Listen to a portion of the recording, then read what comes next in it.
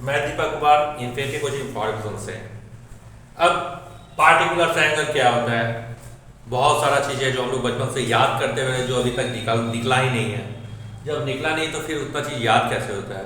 तो उसी को याद करने के लिए एक हम लोग ट्रैक पे हम लोग आते हैं। हॉट ट्रैक के माध्यम से हम लोग किसी भी एंगल को सॉल्व करेंगे, मतलब ट्रिग्नोमेट्री रेशियो का एंगल को निकालने के लिए, है ना?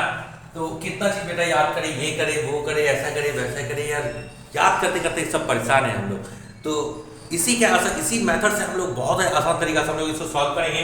किसी पार्टिकुलर एंगल होता है, उस एंगल को किस ढंग से हम लोग याद करते हैं, याद हो जाता है तो बहुत ही अच्छा, आपका मेमोराइज पावर बहुत ही अच्छा है। और जिनको यार थोड़ा बहुत कमजोर है, जो नहीं समझ पे आते हैं, तो उनके लिए ये मेथड है, बहुत ही अच्छा मेथड है, जो कि हम लोग एग्जाम हॉल में भी याद रख करके इस कंसेप्ट पे हम लोग बना सकते हैं। चलिए देखते हैं कैसे। तो यहाँ पे जो एंगल्स है वो जो दिया हुआ है, साइन, कॉस, टेन, कॉसेक, सेक, कॉट, ये सारा दिया हुआ है। 0, 30, 45, 60 डिग्री, 90 डिग्री, ये सारा डिग्री भी दिया हुआ है। अब यहाँ पे देखते होंगे ऊपर में हम लिख दिए 0, 1, 2, 3, 4। क्यों लिख दिए? क्या यहाँ पे यार बेटा 0 बॉक्स है, 1 है, 2 है, 3, 4 बॉक्स को हमको सॉल्व करना है, इसलिए 4 नंबर से इसको बैठा दिए। अब करते क्या है, सबसे बड़ा नंबर यहाँ पे बेटा क्या है? 4 है।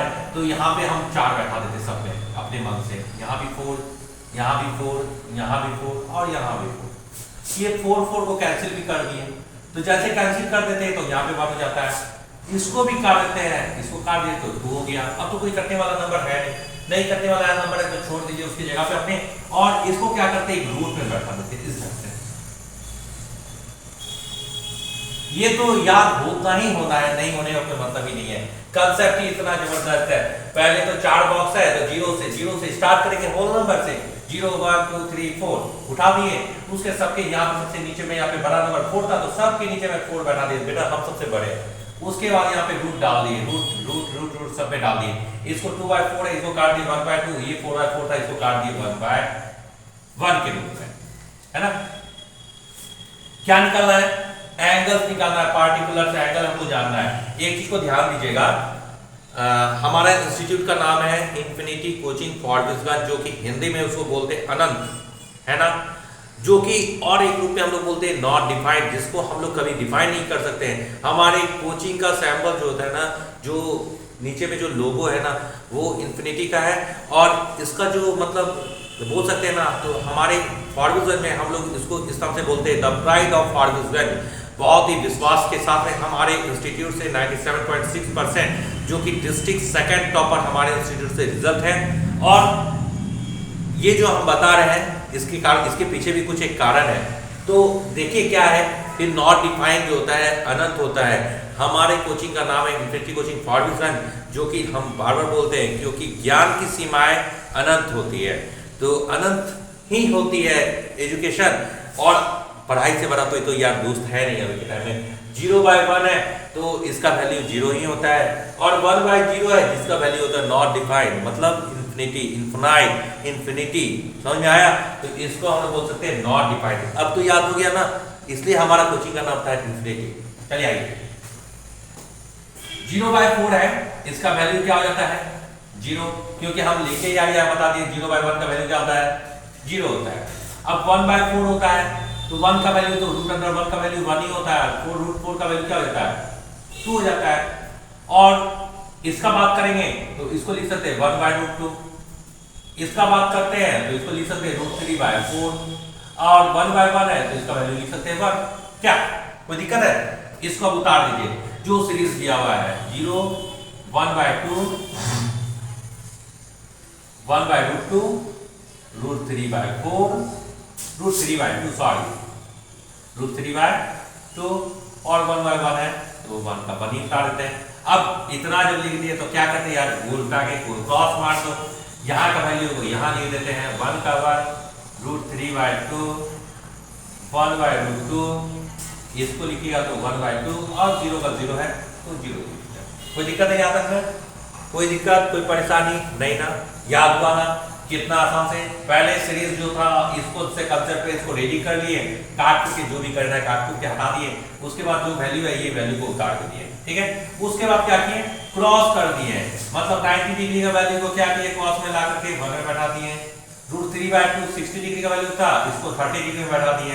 45 बेटा 45 अपनी जगह पे ही रहता है, बीच का है ना, बिचौलिया है, तो 1/√2 का 1/√2 ही हो गया। 30 डिग्री है, 1/2 का 1/2 और 0 का 0 0 0। क्लियर हो गया आपका? अब क्या करना है आपको? tan डिग्री जानना है। क्या जानना है? tan थीटा का वैल्यू जानना है। tan थीटा का वैल्यू क्या होता है? यहाँ लिख दीजिए tan थीटा। देखिए आपकी जब यहाँ डबल क्लिक कर दे रहे हैं, tan थीटा का वैल्यू क्या होता है? sin by cos। क्या होता है? sin by cos। अब देखिए 0/1 है, तो 0/1 का वैल्यू क्या होता है? 0 होता है, तो उतार दीजिए। अभी हम क्या बोले हैं? sin बाय cos, तो sin का वैल्यू क्या है? 1/2, यहाँ पे समझने के लिए 1/2, और cos का वैल्यू क्या है? √3/2, तो बाय √3/2। अब इसका सॉल्व कर लेते हैं तो क्या हो जाएगा? 1/2 into √3/2, सॉरी 2/√3 है ना, ये कैंसिल हो गया, तो 1/√3 इसका आंसर हो गया, तो लिख दीजिए 1/√3। उसी टाइप से 1/√2 है, 1/√2 है, तो इसका वैल्यू काट कुट करिएगा तो क्या हो जाएगा? 1 ही हो जाएगा। कैसे होगा समझिए, इसको मिटा रहे हैं हम ना,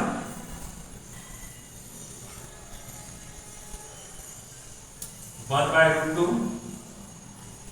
बाय 1/√2, इसको कैसे सॉल्व करेंगे? 1/√2 into √2/1, ये कैंसिल, तो 1 ही होगा, तो इसलिए 1 लिख दिए। अब यहाँ पे क्या दिया हुआ है? √3/2, यहाँ पे दिया हुआ है 1/2। फिर से सॉल्व कर लीजिए, साइड में नहीं समझ में आ रहा है तो एक बार प्रैक्टिस जो है जरूर करिएगा घर पे इसको, है ना।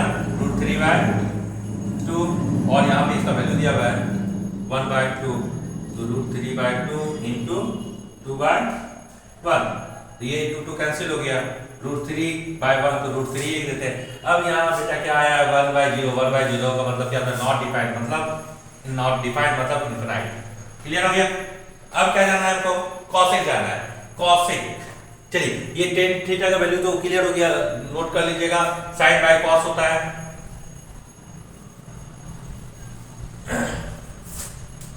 अब क्या जानना है आपको? कॉसेक जानना है, तो यहाँ लिख देते हैं कॉसेक। कॉसेक तो लिख दिए। अब कॉसेक लिखने के लिए क्या है? यहाँ पे साइन है ना, तो ध्यान में रखिएगा क्या होता है ना, कोई भी जब नंबर होता है 0 रहे, 1 रहे, 2 रहे, उस सब के नीचे में ना 1 अपने आप छिपा हुआ रहता है। क्या छिपा हुआ रहता है? 1 छिपा हुआ रहता है। और जो साइन भी होता है ना, उसको साइन का जो वैल्यू होता है, साइन जो है ना, इसका क्या करिएगा? इसको रेसिप्रोकल कर दीजिएगा।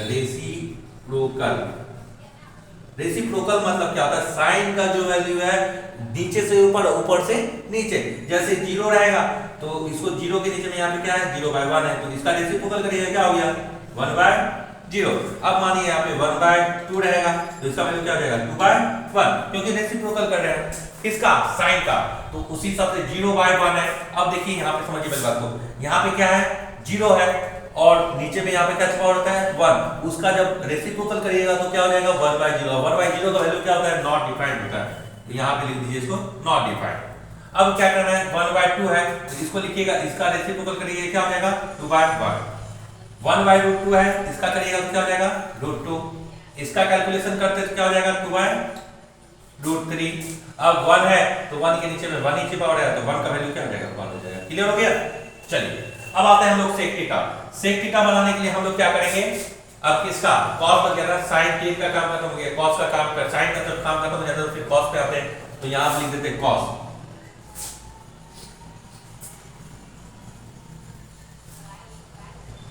क्या निकालने के लिए? सेक निकालने के लिए। सेक निकालने के लिए क्या करेंगे? cos का रेसिप्रोकल करेंगे। क्या करेंगे? cos का रेसिप्रोकल करेंगे। वही प्रोसेस है जो प्रोसेस अभी जो साइन के लिए बताए थे, cosec निकालने के लिए।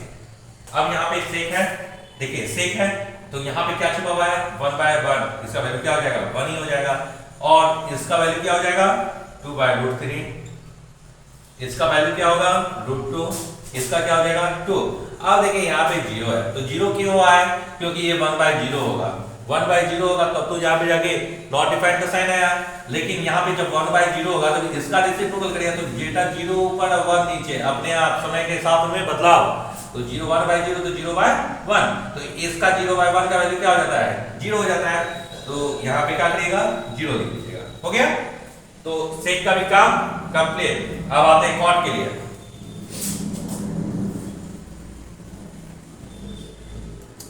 कॉट यहाँ लिखिए, कॉट के निकालने के लिए किसका रेसिप्रोकल करेंगे हम? tan का रेसिप्रोकल करेंगे। किसका रेसिप्रोकल करेंगे? tan का रेसिप्रोकल करेंगे। बस सिंपल सा बात है, कॉट के लिए 10 के लिए पकड़िए। अब यहाँ पे बेटा 0 है तो 0 का वैल्यू क्या होता है, 0/1 होगा। तो अब इसको लिखिएगा, इसका रेसिप्रोकल करिए, क्या होगा 1/0 होगा। 1/0 का वैल्यू क्या होता है, नॉट डिफाइंड। अब 1/√3 है, इसका वैल्यू करिएगा तो क्या हो जाएगा √3। ये क्या होगा 1 का 1 ही हो जाएगा। √3 है 1/√3 हो जाता है, ये तो यहाँ पे 1 छिपा होगा, ये क्या हो जाएगा √3। अब ये नॉट डिफाइंड आया हुआ है, बहुत ही माइनर बात है। तो नॉट डिफाइंड क्यों आया हुआ है बेटा, ये 1/0 होगा। आप समय के साथ में बदलाव भी करना है ना, इसका रेसिप्रोकल करना है। तो 0/1 और इसका वैल्यू क्या हो जाएगा 1 ही होगा, सॉरी क्या होगा 0 होगा। तो ये हमारा कंसेप्ट पे क्या निकला, पार्टिकुलर एंगल जो ट्रिग्नोमेट्री रेशियो है, जिसको पार्टिकुलर एंगल से हम लोग पार्ट बाय पार्ट करके हम लोग कल बनाएंगे। कल से हमारा ये कंसेप्ट आप बहुत ही अच्छा तरीके से इसको याद रखिएगा, और कल से हम लोग पार्टिकुलर जो एंगल्स हैं उस एंगल को हम लोग बहुत ही आसान तरीके से हम लोग बनाएंगे। तो दोस्तों हमारे चैनल को लाइक, शेयर और सब्सक्राइब, और जहाँ तक हो सके कोशिश करिएगा शेयर करने के बाद ग्रुप में दोस्तों लोग के बीच में, उसके बाद इस चैनल को जरूर लाइक भी कर दीजिएगा, और बेल आइकन को हमेशा दबा के रखिएगा, क्योंकि हमारा वीडियो पर डे अब आ रहा है आपके बीच में। तो हमारे चैनल को लाइक, शेयर, सब्सक्राइब जरूर करिएगा। इन्फिनिटी कोचिंग फॉर मैं दीपक कुमार आप सभी के बीच में था।